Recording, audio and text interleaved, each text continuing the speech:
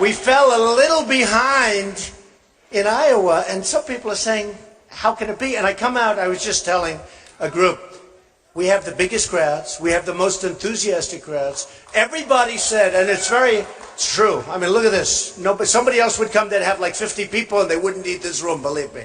But everybody said, without question, in every poll, this isn't just here, that the people that are with Trump are with Trump. They don't go anywhere. They're staying. It's true. I see it. I see it. And we've seen it. You know, a couple of times I say, well, that could be the end. Then they do something, I'm 10 points up. It's the craziest thing, right? But we'll take it. But they say the people are we have the most loyal people by far, and everybody says it. The other thing they say is for leadership, number one. Very important, right? Don't you think? Leadership. I mean, when leadership is number one, they say on the economy, without question, number one, and by a lot. So, you know, it's great. I thought I'd talk a little bit, and I want to take some questions. You know, we could do a little question and answer, right? We have all these cameras going back here, and you know, it's always tough when you're on live television all the time. Look, we have 10 topics, right? How many topics? 10? How many different ways can you talk about the 10 topics? The bottom line is we want results, we want to get it done. But when you're on live television all the time, all those people back there, and the cameras are on, and then you're talking about immigration, and you're talking about the wall, because we're going to have a wall, and we're going to stop illegal immigration. But we talk about trade, and we talk about repealing Obamacare, we talk about all the things that we talk about. But, you know, you have these points, and we can talk about them in different forms, in different ways, and give different examples. But in the end, it's really about results, isn't it? Right. It's really about results. And you can only talk about the same subjects on live television so many different ways. I talk about industry. I talk about commerce. I talk about how we're losing our jobs to all of these different countries. And I give different examples. But it's still going to be a certain number of subjects. I talk about Second Amendment. I talk about 14th Amendment. We talk about amendments. You know, that Second Amendment, they want to take it away from you. They really want to do things, and it's not going to happen. It's not going to happen. At least with me, it's not going to happen. That I can tell you. So I said today, you know, we'll talk for a little while, but I want to do some question and answers. I want you people to excite me for a change. Is that okay? I want to be excited. And so we're going to have some fun. So we're going to do that. A few things, I want to bring up a few new subjects too. So, immigration, we're going to be doing a very strong number. It's killing us. It's killing us. And it's bad for the economy. It's bad for all of this illegal immigration. And I have to tell you, legal, you come in and we're going to have a good time and you're going to be there and you're going to do great. And visas maybe work. Maybe there are cases where you need people in and we'll do something. We're not going to hurt our economy in any way, shape, or form. We're going to make our economy much, much stronger. But we're also going to get jobs for people that are here. People with us. We're going to get jobs. We're going to get jobs. But the illegal immigration, you know, I did this and I made my determination. I took a deep breath because I'll tell you what, it takes courage to say, I'm going to run for president. It really does. Especially in my case where I have a great business and I love my business. I love doing it. I never even see it. I mean, I own some of the great properties in the world. Doral in Miami. I may never see it again. Turnberry. Thank you. I love you. Look at her. Turnberry in Scotland, one of the greatest, home of the British Open and all that. I may never see it again. All of these incredible places that I have. But more than that, it takes courage. Because when you do it, you're putting yourself out there beyond anything that anybody's done. And it even takes courage for a politician to do it. Now, at some point, some of these guys have to leave. Don't we agree? It's getting ridiculous. Because, like, tomorrow night we're having a debate. And I wish we had more time for the debate. I wish we had, not in terms of 3 hours, Because who wants 3 hours?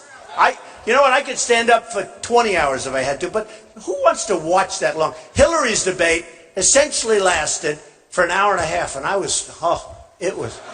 couldn't watch it. You have Hillary against a socialist slash communist, and nobody knows that. And honestly, he's not going to win, just so you understand. I mean, he's all kidding. He's not going to win, and neither is she. You're right. Long term. Well, she's being totally protected because, in theory, she shouldn't even be allowed to run.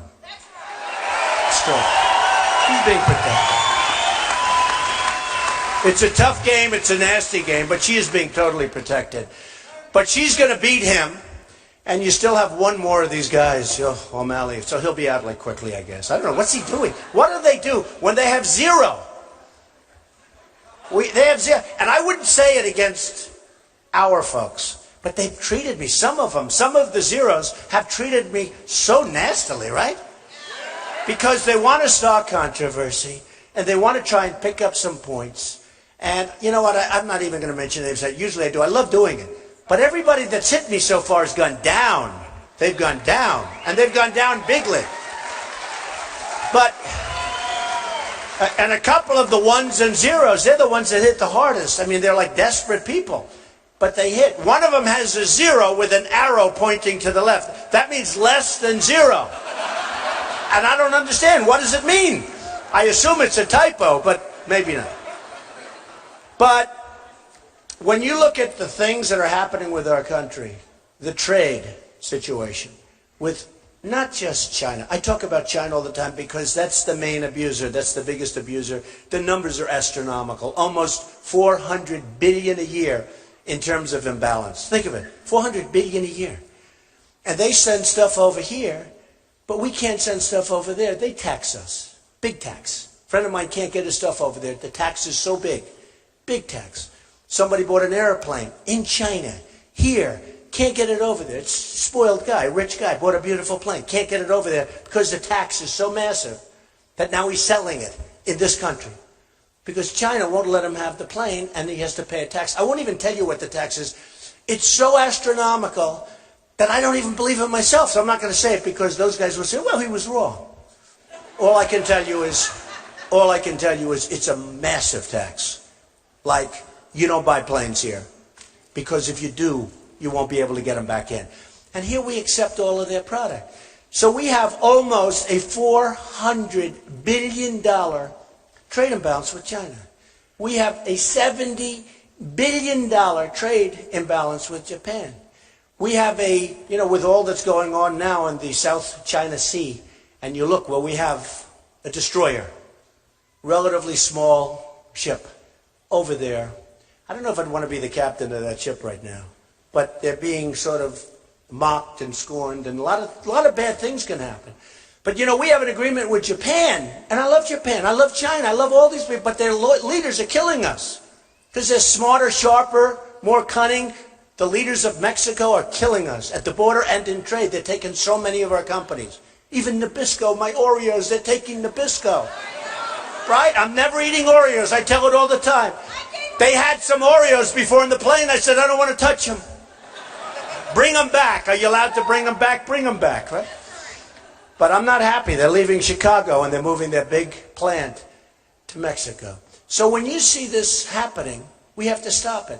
And I'm not going to beat around the bush and, let's talk and let's be nice and let's say everything. Nobody can do it like I do it. Nobody. Honestly, nobody. We can.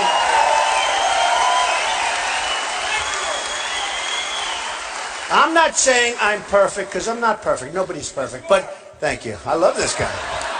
Handsome guy. I like him. Very good. No, but nobody's perfect. But I'll tell you, when it comes to that stuff, there's nobody better. Carl Icahn endorsed me the other day. He's one of the great traders, one of the great deal makers. He says, Trump, and he's not somebody that just do it. He wants somebody that knows what they're doing. He understands. You talk about corporate inversions and all of the things that are going on. Corporate inversions, many of the companies in this country have trillions of dollars cumulatively They think $2.5 trillion overseas right now. They can't get it in. And everybody agrees that we should bring it in. The Democrats and the Republicans. They've agreed for years. They can't make a deal because they have no leader. It's not like, oh, gee, we disagree on Obamacare, or we disagree on something else. Although I must tell you, many of the Democrats that I speak to, because I'm friendly with all of them, I'm friendly with, like, Republicans. I get along with everybody. You know, everyone said, oh, you won't be a unifier. I'll be the greatest unifier of all. Why, is Obama a unifier? But I will tell you, many of the Democrats that voted for Obamacare would never have done it now, and they were lied to 28 times, right? You can keep your doctor, keep your plan, keep your this, everything's going to be great. Turned out to be a total lie 28 different times that they know of, and they wouldn't have done it.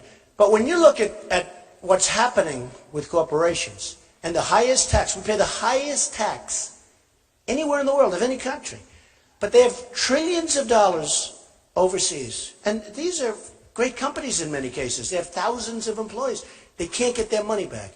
And the reason is bureaucracy. It's very hard. And also, big reason, the tax is too high. They don't want to bring $1 million back and pay $300,000 or $350,000 tax. They'd rather leave it over there. And if they bring it back, they'll be using it to invest in our country. I mean, a lot of good things will happen. I happen to believe it's more than $2.5 trillion. But here's the thing, and I use it because it's so incredible. Here's the thing, it's not controversial. It's not like you have the Republicans here. Everybody agrees. They've agreed, you know that, for 2.5, 3 years. They can't make a deal. And now what's happening, and this will be the next great story, is companies are leaving the United States to two reasons. Lower taxes, but also to get their money. They've got billions of dollars overseas. They're leaving our country in order to get their money and in order to pay lower tax. And you're talking about one company I know of, I don't know how much they've written about it, but you're talking about 6,000 jobs, just one company. You're talking about potentially thousands of companies. And I say it, in the old days, they'd leave New York, people would move down and companies would move down to Florida, or they'd move to Texas, or they'd leave New Jersey, where taxes are quite high, and they'd move to another location, right? Now, they leave our country and they go to other countries. That's what's happened. In the world of the internet and the world of very fast jets, it's a different world out there. And there's no loyalty. They're paid a lot of money to make a lot of money for their shareholders. And some of them actually are foreign. They'd like to move back to these countries. They bring in executives that are from Ireland, from other places. And they don't mind. They have no loyalty to the United States. So my plan, my tax plan, is something I'm very proud of. We're going to solve corporate inversion. I'll tell you what, we will have that money back. If I get elected president, that money will be back so fast your head will spin. Nobody else will be able to do it. Nobody. Honestly, nobody else even knows about it. The other candidates, most of them don't even know about it. It's not their wheelhouse. Okay, it's just not. It's not their thing. It's not their thing. Their thing is getting reelected. That's what they're good at. They get reelected, and they make promises, and they're all talk and they're no action. And the same thing happens with these politicians. It's always the same. So we have so many different things, and what I've done with our tax plan, which is something I'm very proud of, we've brought it down into a few groups, because right now you have to go out, people that aren't doing well, go out and hire companies to help them with their tax plans. They'll pay $500, $1,000, because it's so complicated, and we're going to make it nice and simple. And we're getting rid of carried interest, which is something that a lot of rich hedge fund guys love, but we're getting rid of, they don't love me so much anymore, but I don't care. And we're getting rid of a lot of things, so we're going to have a nice, simple tax return. Somebody said, oh, why isn't everybody paying? You know, 40%, a big percentage, will not pay any tax at all, people that are doing badly. They said, well, I won't use the candidate's name because I don't want to insult any candidates when they can't defend themselves. But they said, we want everybody to pay at least something. And I said, I agree. Here's the problem. From the standpoint of bookkeeping, From the standpoint of bureaucracy, you're talking about millions and millions of returns. You're talking about building the IRS even bigger, and it's a monster. And I could cut it down, way down. And the money that you're talking about is far less than the administrative costs. So I said, I agree, except for one thing. From a practical standpoint, it's too much. Most of these people aren't paying anyway. What I want to do is bring our jobs back from China. Bring our jobs back from Mexico.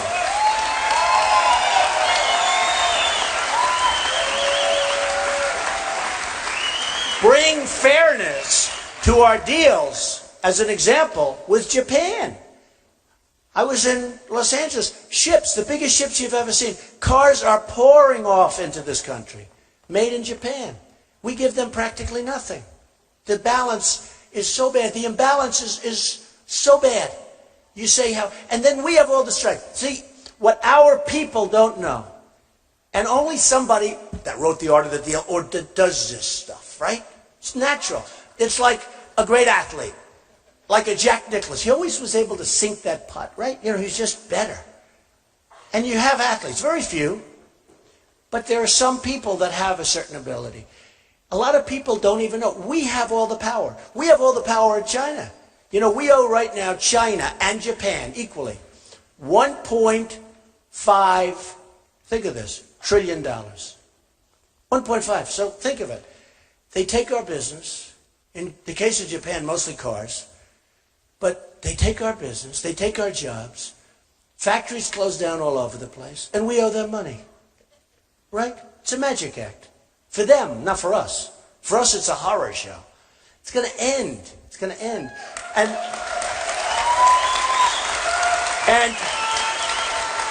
people like Carl Icahn and people like the best I know the best negotiators in the world. Some of them I think are horrible people. I'll be honest with you. I don't care. Do you care if they're horrible people? Who cares? We want... Now, Carl happens to be actually a very nice guy, but he's a brilliant negotiator and a tough cookie, and he's built a fortune. He doesn't want money. He doesn't want to say, oh, give me $200,000 a year in government money. He wants to do it. He's proud to do it. He wants to help the country. And it's so easy for him. For instance, if I said, Carl, do me a favor. The trade deal we have with China is so unfair. We're losing $400 billion a year, Carl. Do me a favor. Make it fair. I don't have to give him a big speech. I don't have to give him a big speech.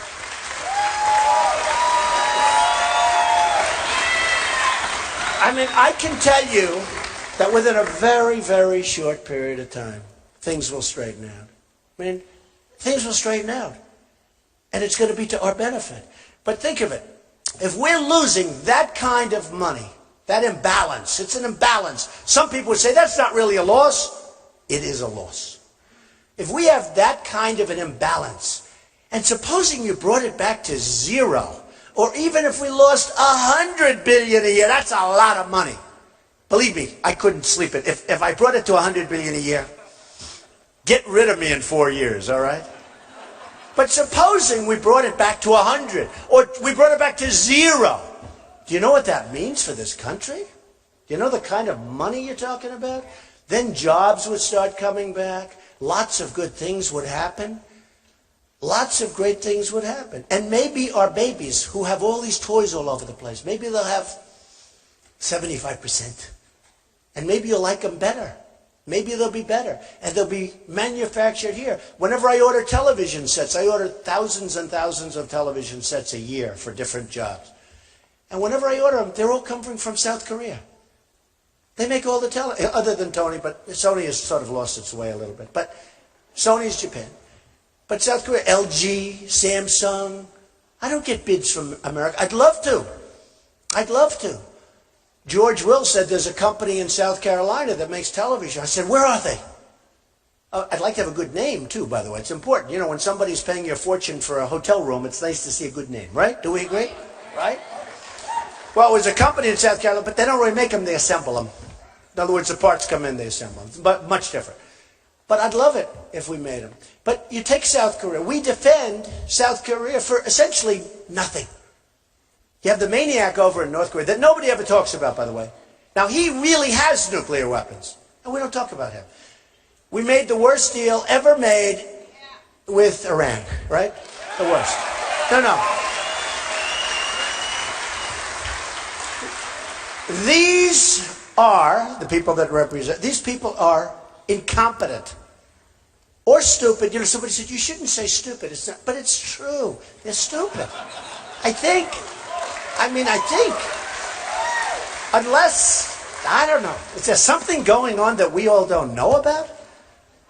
Think of it. Point after point we lost. We lost everything. We're giving them $150 billion. It's hard to believe. They're going to have all the... They don't have to develop... I tell somebody, they don't have to develop nuclear. They can buy it. What the hell do... Why should they develop it? They can buy it.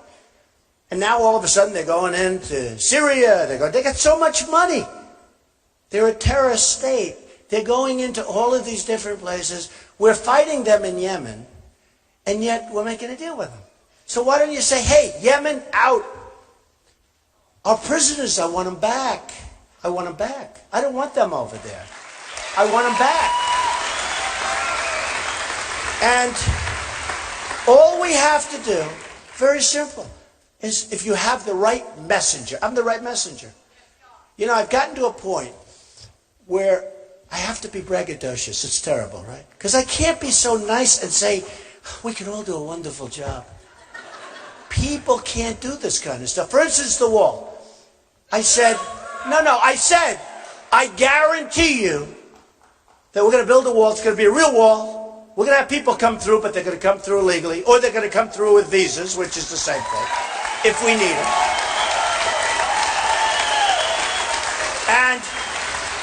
And we want people to come through. I want people to come through. I don't want to say no. But we have at least 11 million. You know, the scariest is nobody has any idea how many. You know, we've been hearing that number for years, like 11 million. We have no idea. I spoke to one of the top people. They have no idea. Might be 5 million. Might also be 32 million. Nobody could be 50. Where is he? Stand up. He might be closer than anybody else. Probably is. But we have to get him out. We have to... Look, it's harsh. Dwight Eisenhower, we all like Dwight, right? Remember the expression? Right? Dwight. I go, remember the time he got elected? I like Ike. How could he be bad? All right? And I think he was a nicer general than MacArthur and Patton. And I like Ike as a president, but I loved Patton and I loved General MacArthur. I love him. And we're going to find ourselves a Patton. And we're going to find ourselves, because we have a lot of smart guys in our military and women. We're going to find ourselves a Patton. Yeah, right here. I'll be the Patton. But we're going to find a Patton, and we're going to find a MacArthur. And I'm really good at that. We're going to find great people. Because, and I've told this story, where I watch these generals go on television. They shouldn't be on television. They shouldn't be talking. You know? They shouldn't be talking. They should be doing. And they asked a certain general, I'm not going to insult him, it was like a month and a half ago, on a show, a talk show. I said, here's General so-and-so, one of the top people. I couldn't even say the top. I said, what's he doing on television? And he's saying, well, ISIS is very tough. You know, they're spread out. By the way, they took the oil that I said take. Remember I said take the oil? Always. Take the oil. They're being funded by the oil that I said take. I don't want their damn oil, but you know what? It turned out to be another benefit of having it. Take the oil. And we didn't do it. We shouldn't have been in Iraq in the first place, and I said that in 2003. Shouldn't have been there. We totally destabilized the Middle East. We totally blew it. But we were there. Then Obama announces, because he's so predictable, we are leaving on a certain date in a year. Right? I couldn't believe it. I'm sitting there saying, did he really say that? He said, we will have all troops out by a certain day, right? Did he say that? And I said, no, tell me, please. Because I'm sort of a natural, like things, like, I'm a very smart guy, but I know a lot of smart guys wouldn't pick that up. I pick it up.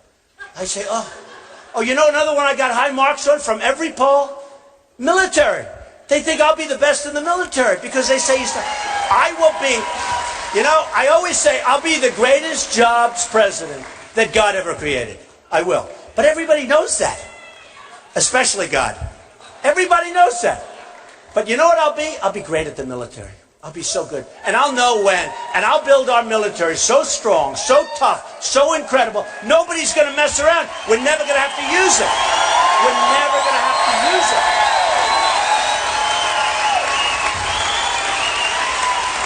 And I'm going to take care of our vets. Believe me, they're our greatest people. And our vets are not being treated as well as illegal immigrants. I'm going to take care of our vets. So, go back. So, the word is unpredictable. I made a business deal a year ago.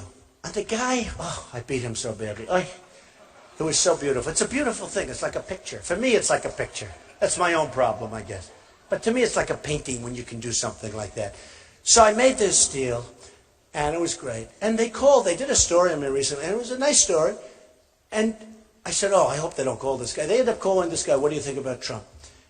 And he said, but in a respectful way, he said he won because he was so damn unpredictable. We didn't know what the hell he was going to do. That's a positive thing. That's a positive thing. I mean, if you're a poker player and you're predictable, you're not going home with much money. Okay? But it was really, I said, that's not nice what he said. First I said, that's not nice, I'm unpredictable. Then I said, wait a minute. He meant that as a compliment. And I called him. I said, what did you mean by that? He said, I think that's the greatest compliment I can pay. We could not figure you out. You came at us from 15 different angles. So with Obama, when he announces that we're leaving Iraq on a certain date, we shouldn't have been there. But once you announce the bad guys, remember they said the surge worked? You know why the surge worked? You know why? Because the bad guys all moved back. They said, hey, what do we have to get killed for? I mean, these people don't mind being killed. Can you believe it? But they say, if we don't have to, let's not. So they moved back, and they said, hey, they're leaving in, what was the date? Do you remember the date? Specific date to the day. We will have all troops out. I am a great president. So the bad guys, meaning the opponents, whatever you want to call them, they just said, they're leaving in a year. You're going to have all the troops out. Let's go back. What do we have to be shot at for the next year? And what do we have to do? Because if we do well, maybe he'll change his mind and stay. So let's let him think he had this great victory with the surge, right? The surge worked. Didn't work. What happened is everybody pulled back. They said, let's wait. Now we leave because of a lack of leadership. We leave and boom, it comes apart. That's what happened. That was the surge. Everybody talks so much, the surge was so great. The surge was great because everybody knew. They knew what was happening. They knew it was going to happen. They knew we were leaving, even through Bush. I mean, honestly, they knew we were leaving. We were fed up. So they pull back and they say, let's get them out. Everybody wanted to leave. Now, I would have done it differently, even if I wanted to leave. And I might or might not. I won't even say. People say, Mr. Trump, what's your attitude on ISIS? When will you attack them? Where? I said, I don't want to. I have a real chance of winning. I don't really want to tell you what my attitude. I want them to guess. I don't want to really tell you. I mean, the one bad thing about our system, we have a system that's got flaws, let's face it. Hey, look at our leadership. It's got flaws. But you know the one bad thing? When I give that answer, they say, although some people, I see it here, some people say, we love that, we love that. But when I give that answer, people say, Trump doesn't know. He doesn't know. He didn't give an answer as to exactly what he's going to do. Exactly. What is he going to do? And I know exactly what I'm going to do. And eventually, after I was asked the question by 10 different reporters, all of whom are here tonight, by the way, I said, here's the problem. If I don't give the answer, I'm not going to win. Because they write so incredibly negatively. So if I don't give the answer, I'm not going to win. They're going to say Trump wouldn't give us the answer. They don't know its unpredictability. They don't know its strategy. And I said it. For a period of time, like a month, I would say, I don't want to tell you because I actually have a chance. Because from the time I announced, I've been at the top of the polls, almost at the top. We're doing well. Iowa, will you get your numbers up, please? Hey.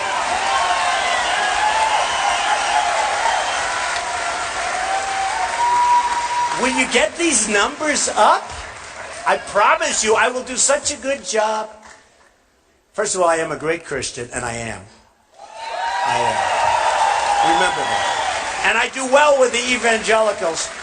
But the evangelicals left me down a little bit this last month. I don't know what I did. But I am a great Christian. I'm a believer, and I believe in the Bible. And I even brought my Bible a month ago to a group signed by my mother, Mary, and with the address and the date. I won't tell you what date it was because you possibly you think I'm younger than that. But she didn't want anybody taking my Bible because that was very important to her. So it has I was so cute. She has the address, has the date. But I said to myself, you know, so by the way, before I forget, will you get the numbers up, Iowa, please? This is ridiculous. I mean, what is my competition? In all fairness,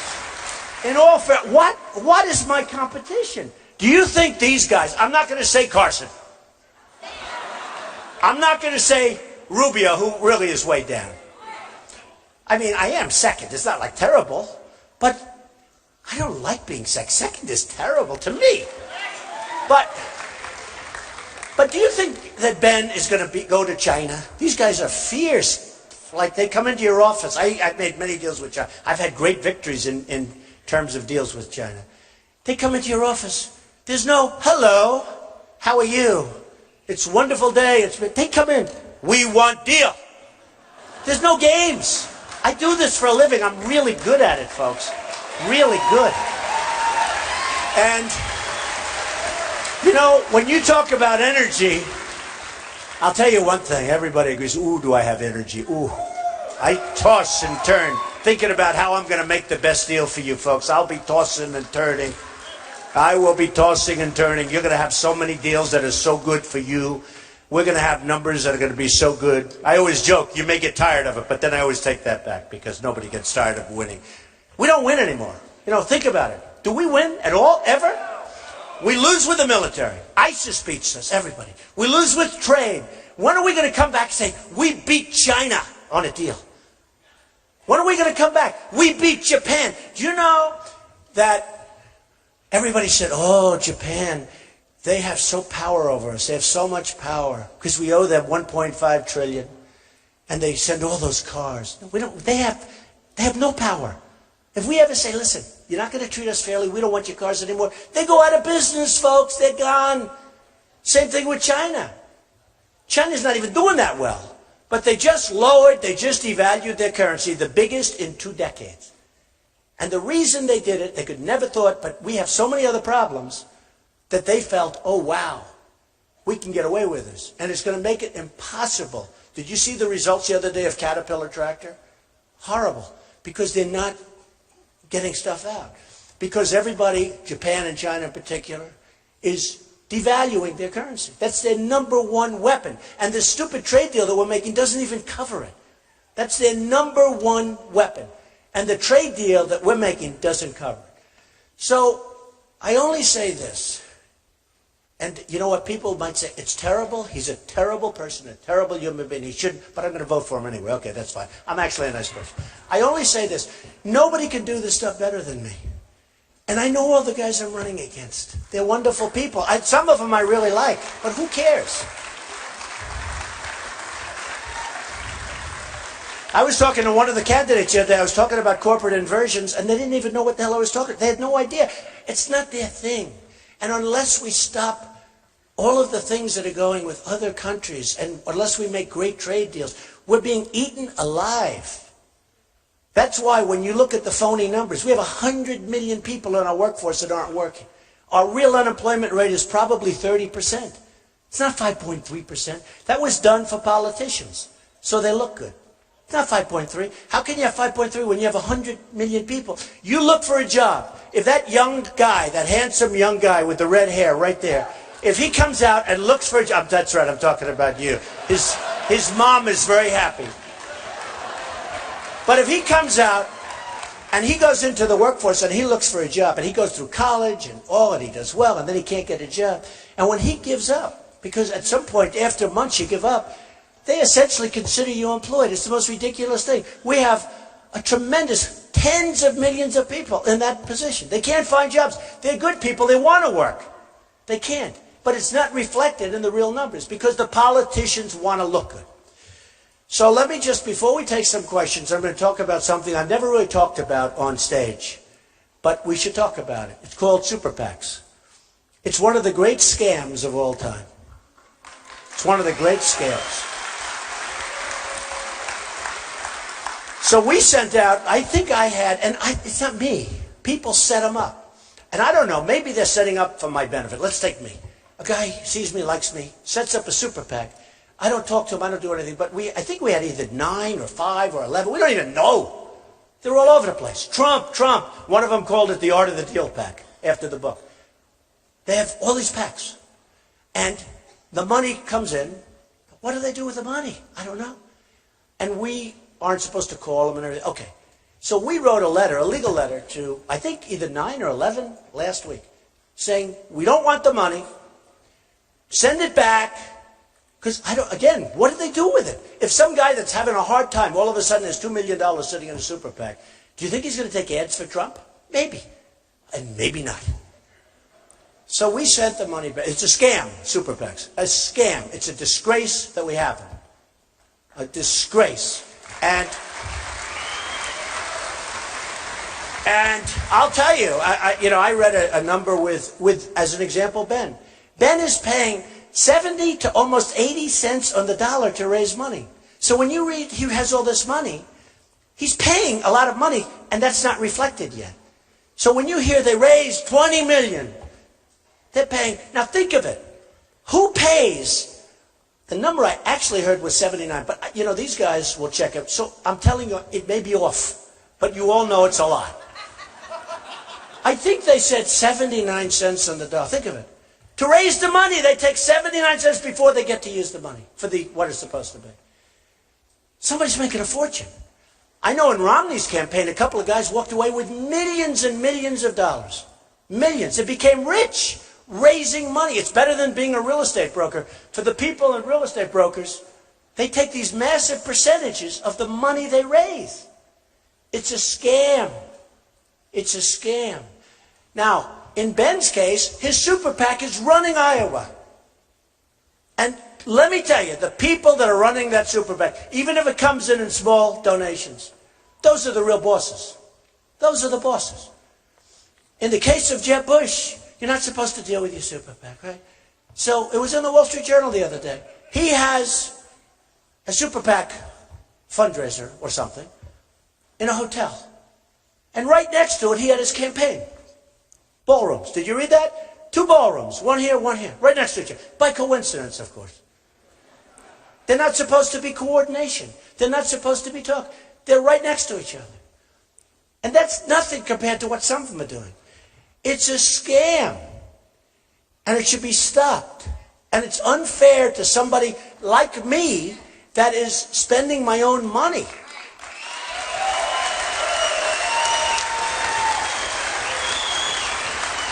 And what happened, and I haven't talked about this before, but I'm seeing what's going on. It's horrible what's going on. What happened is last time when they had the super PACs, I actually think there was sort of a wall. They call it the wall. And this is a wall too. It won't be as good as the wall I'm going to build, but this is a wall. But there was a wall. And they didn't deal. Even though, like, Bush has a friend of his running a super PAC, I'm sure they never talk. I'm sure. What do you think the chances are that they talk? 100% or 99%? 100. I say 100. I say 100. Only a foolish person would say 99. But whatever. They're not supposed to. But they put a friend in there. They put other people in there. They put whoever. And that's the way it works. And in some cases, I hear in Ben's case, I hear in other cases, they're literally running. Had Walker done this, in all fairness, because he had money in the super PAC, but he had no money in his campaign. And he was unable to figure out this is what they're all doing. That's why he's out of the race. Because he couldn't figure it out. But the whole thing with super PACs is a horrible, horrible scam. So I sent letters last week to as many as we could find. They're all over the place. We want you to close the super PAC. We want nothing to do with it. We don't want you to advertise for us. We don't want any of the money. Go home. And ideally give the money back. They don't even have to give the money back as from what I understand. Then they have to keep it. They'll probably, if they actually raise money for me, they'll say, what a horrible thing he just said. I think we're going to support somebody else. They can do that. But the super PACs have total control over the people running for office. Total. Nothing over me. Nothing. Nothing. I feel it's very unfair. I feel it's a very unfair situation. Now, if they want, they could have full disclosure and everything else, let the candidates get everything, but what are they doing with this whole thing? And I think it makes dishonest people out of people that might be honest. But the super PACs are controlling your candidates, some more than others. Some are unbelievable. And what the press should really do is take a look at how much money is left. When you read that Ben raised $1, how much is left after he pays all of the consultants and all of these people? How much is left to spend in the campaign? You'll be amazed. It's so little. Bush, the same thing. And I'll go over, there are other names. I know every one of them. But it's a horrible thing that's taking place. And again, last cycle, at least they went through the motions. Now they're not even going through the motions. They're not even going through. And just remember, when I have to negotiate with companies to keep them in this country so they build jobs here, and they build their plants here, and their factories here, and they do all of the things here. When I have to do that,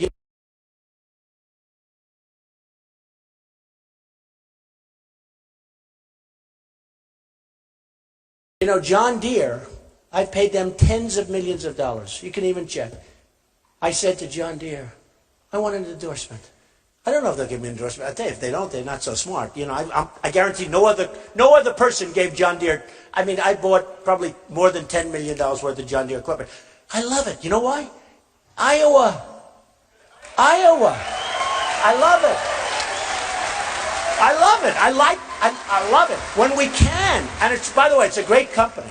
It's a great company. But I buy a lot of stuff from John Deere because I have a lot of big developments that really require John Deere type equipment.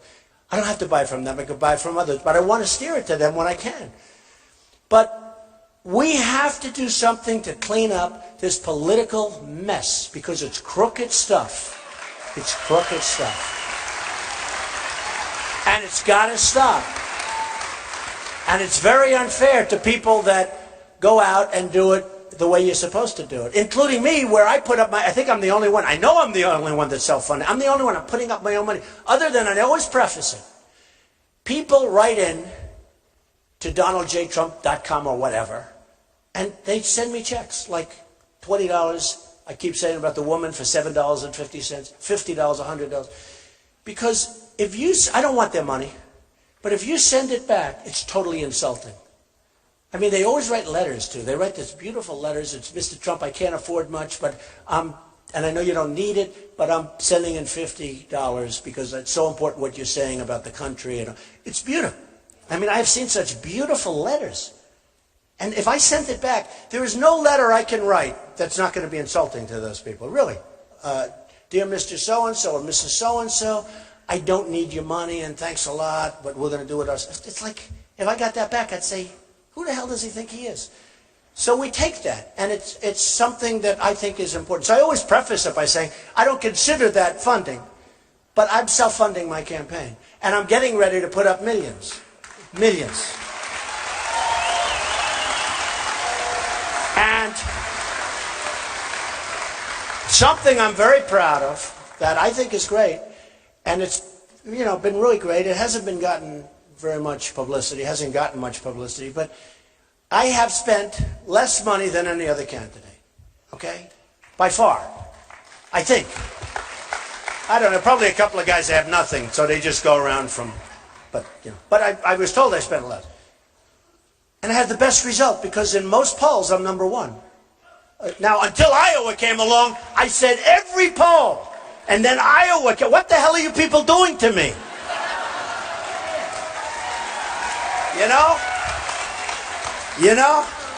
I'm telling you, they said, why don't you skip Iowa? They told me that. Everybody said, skip Iowa. No. All of the political geniuses A man just interviewed me backstage. Great reporter. He's actually a great reporter. Of course, if he writes a bad story, I won't say that. Then I'll read. But he is. He's a great reporter. And he said, would you ever think of maybe skipping Iowa, going right to New Hampshire? And then you go to South Carolina, where I'm leading by massive. You got to see the rallies we have. They're incredible. But you go to New Hampshire. You go to South Carolina. You go to Nevada. You do the SEC. And skip. I said, I can't do that. Because I have such an unbelievable relationship with the people from Iowa that I think we're going to win. I really do. I believe it. I believe it.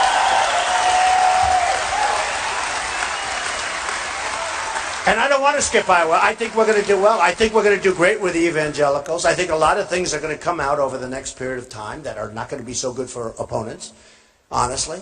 And I think I'm going to do great with the evangelicals. Because I am the real deal. I will tell you that. I'm the real deal. So I told these political pros, I hate to say it, but the last long number of elections on the Republican circuit, the person that won Iowa did not get the nomination, okay? I want to take away some of your mustard. Do you understand that? So could we and please do me a favor, let me win Iowa, and then I'm going to win, I'm telling you, we're going to win New Hampshire, and we're going to win South Carolina. A great poll just came out on North Carolina just a little while, a PPP poll, it was great. Some of you saw that. But great poll. But we're going to go on, we're going to win. We're going to win. And they actually, one of the pundits, because you have some smart pundits and some very, very dumb pundits.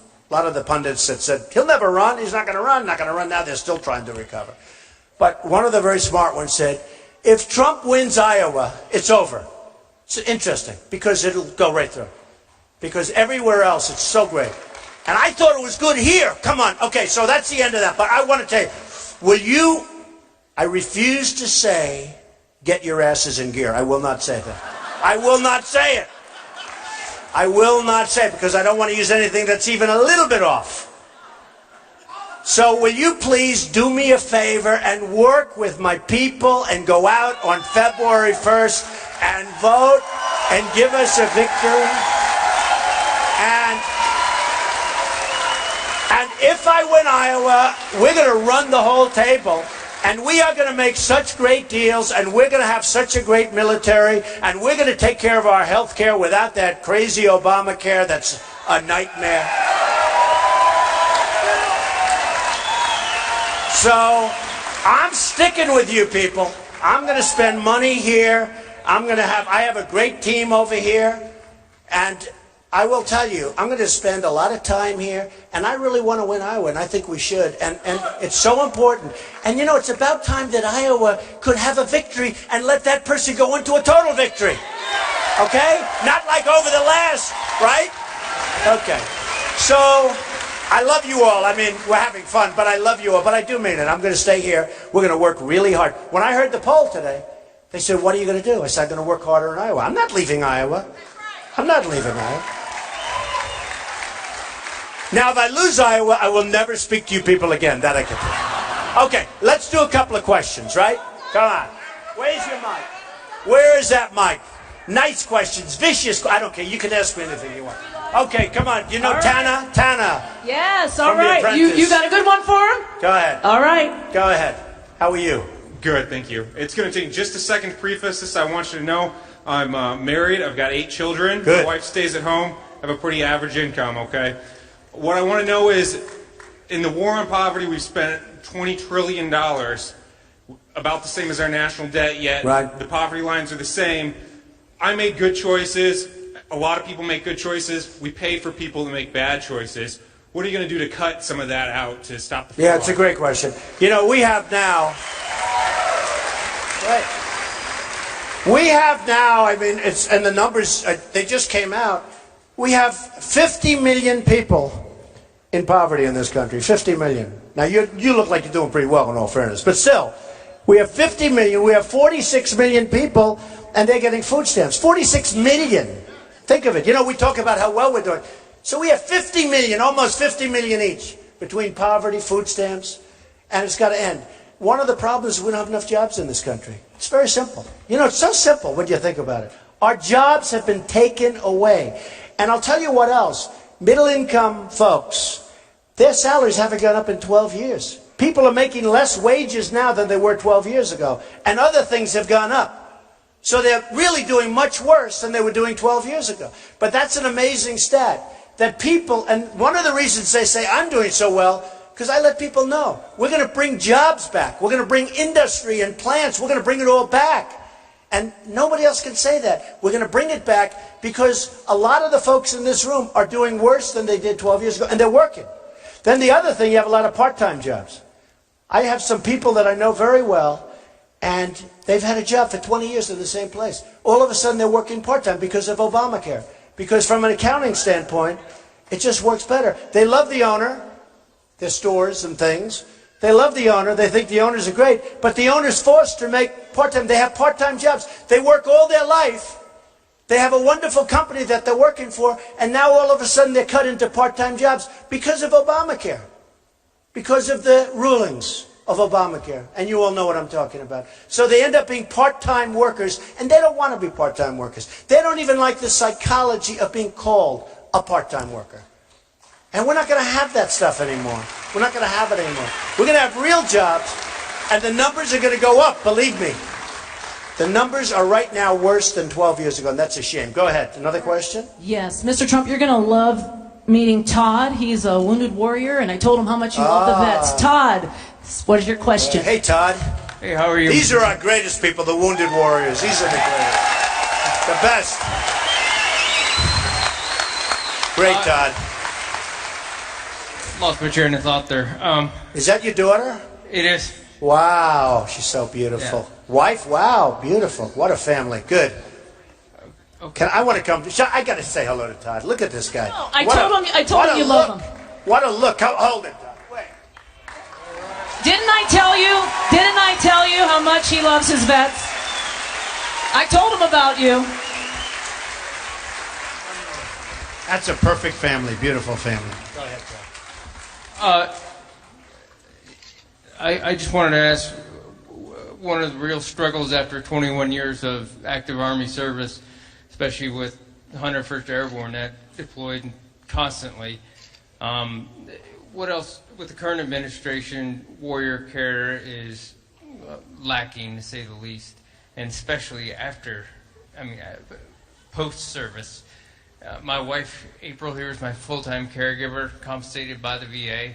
I don't work anymore since I was told I was leaving the Army.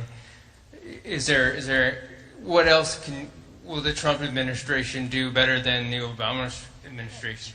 Is the VA not doing the job? My wife could help you with that one. Right now, he needs some more treatment, and I'm being told from the VA that you have to go through this new choice program, but we can't get the appointment. Like, he's not all the time in the wheelchair, but... Will you write out your card? Oh, yeah. You're going to write out your card, and I am going to put pressure on the VA like you won't believe. Let's see if we can get that, right? Look how beautiful. Look how beautiful. Okay, so we're going to have, hey, I tell you what, as president, I can guarantee it. As Trump, I can say I'll probably be able to pull it off anyway. Because they know it won't stop. It'll be easier to take Todd and just say, look, we're going to work with you, Todd, okay? So will you get me that number and everything, and we'll make sure that everything gets... And somebody else, who else over here? You had problems with the VA also, huh? Terrible? I just hear terrible. And we're going to solve that problem. It can be solved because the waits now for the VA are longer than they've ever been. Oh, it's nice to see you people back there. It's about time. What am I doing there? Why didn't you give me this? But the waits now are worse than they've ever been. Thousands of people dying waiting for a doctor. Okay, dying. And you find the same thing. You say, you have to use your own because they won't do anything. So we're going to take care of our vets, and we're going to take care of the VA, and it's going to be, and one of the things we're going to be releasing pretty soon, but one of the things we're going to do with the VA, we have a lot of hospitals that aren't doing any business. We have a lot of private doctors that could do more business. We're losing a lot of our doctors because of Obamacare. They're retiring, they're leaving. One of them, a friend of mine, said, I have more nurses working for me now than ever before, but I have more accountants. And the end result is a disaster. He's getting out of the business. He's got nurses, but he's got more accountants than he has because the paperwork is so crazy. So one of the things we're going to do is, if Todd or if you or if somebody has problems because of the waits, because the waits are unbelievable, 5, 6, 7 days sometimes, they're going to go to a private doctor, they're going to go to a private hospital or a public hospital that's in the area, and we're going to pay for that, and it's going to cost less money. It's going to cost less money than the system we have now, and you're going to end up getting much better care. It's going to cost less, and you get better care. So anyway, Todd, we're going to take great family. Great. Thank you. Oops, hold on one second. Hold on one second. We can't wait till Melania puts class back into the First Lady. We can't wait. And my question, I heard you talk about, she's beautiful, and we can't wait to see class. Love to be. What's your question? My question is, you talk oil. We have people, refineries, new refineries that have not been built. We haven't had new refineries in the United States since the 70s.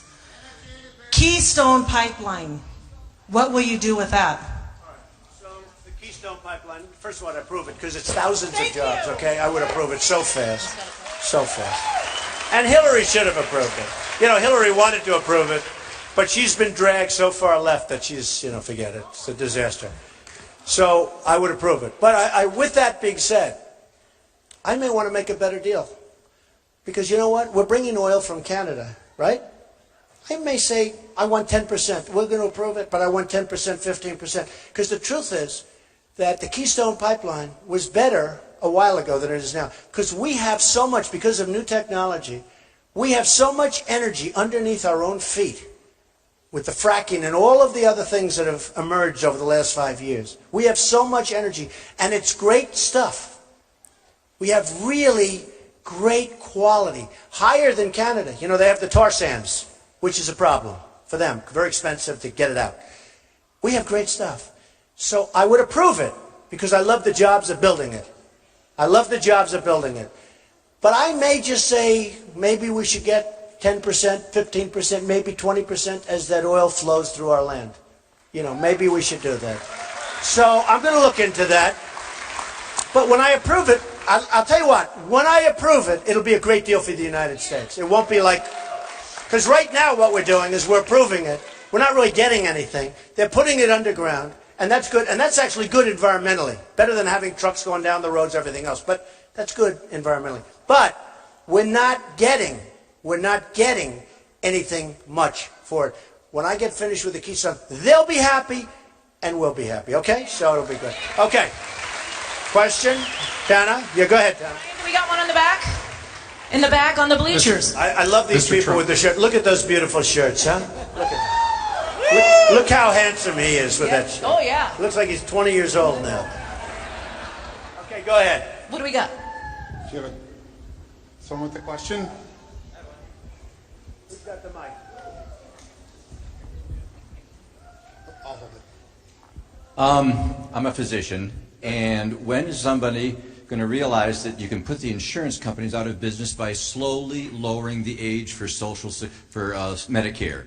And once everybody gets to Medicare, they love it. That would put the insurance companies out of business. We'd have one system. Why doesn't anybody have enough guts to talk about that? Well, I'll tell you, in all fairness, Ben Carson said yesterday or the other day that he wants to abolish Medicare, okay? And you know what a disaster that is. Now, I'm sure at some point he'll take it back, but he said he wants to abolish Medicare. And one thing, people do like their Medicare. They do like it. And you are bringing up a point that I've heard before, and we're going to be looking at a lot of different things. But we're going to save Social Security, we're going to save Medicare, and that's the way it is, okay? We're not abolishing like other people. Okay, go ahead, next. You got another one? Good, Okay, good here we point, go. by the way. Okay, great. Hello. Okay, hi. So, what is your plan for the budget, and how do you plan to finance immigration reform? It's a lot of people. Okay, it's a lot of people, but you know what? It's costing us $200 billion a year, immigration in this country right now.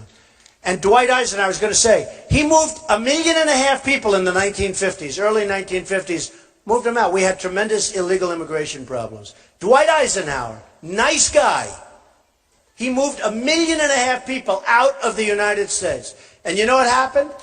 He moved them right across the border, and they came back. And they moved them again, and they came back. They moved them a third time, they came right back. And then, you know, they were tougher in those days. They moved them all the way south. All the way south. And they didn't come back. Now, we have to do it. We have no choice. We either have a country or we don't. And I want them to come back. But I want them to come back with papers. I want them to come back legally. I want them to come back. The good ones. The good ones. Well, but only the good ones.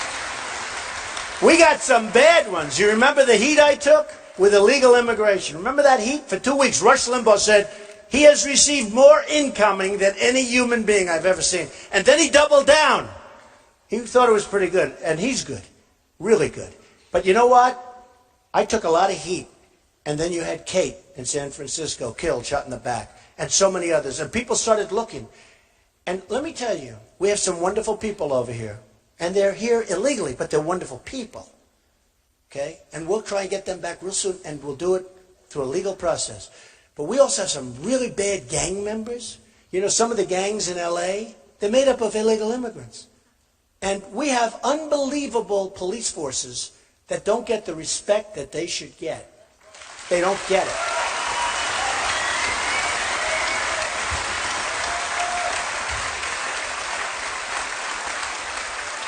I mean, what they go through, it's unbelievable. They're afraid to talk to anybody. They don't want to lose their job. They don't want to lose their pension.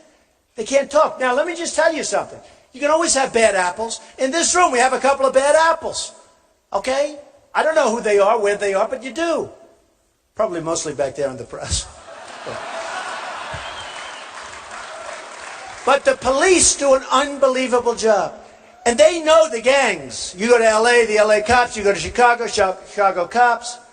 These people are amazing people if they would be allowed to do their job. But they're not allowed to do their job. And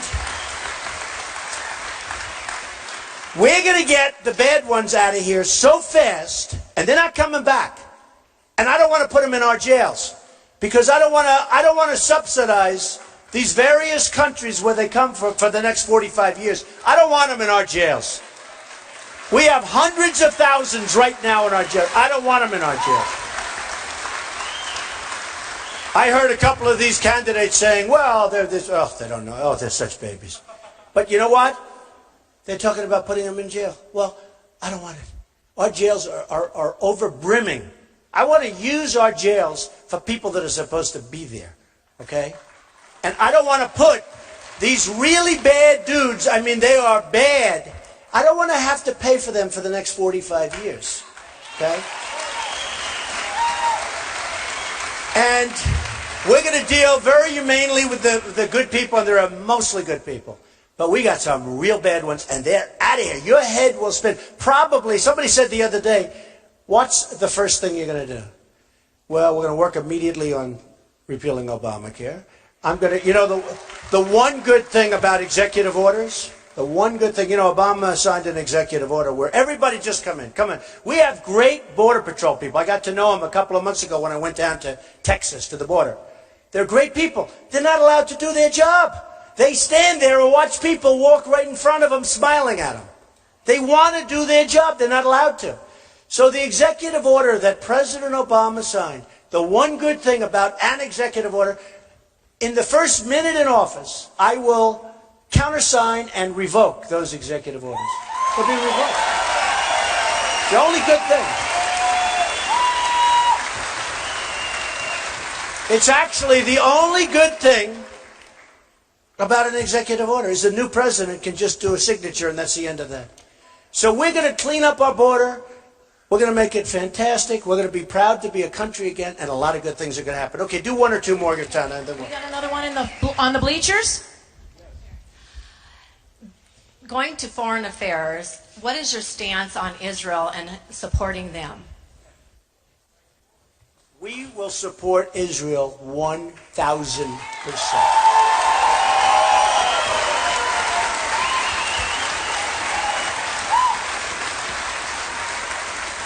Israel feels so left alone. And I know Bibi, and I know a lot of my friends are from Israel, and they feel so left out. And so many people say, you know, I have so many Jewish friends where they say, why did I support Obama?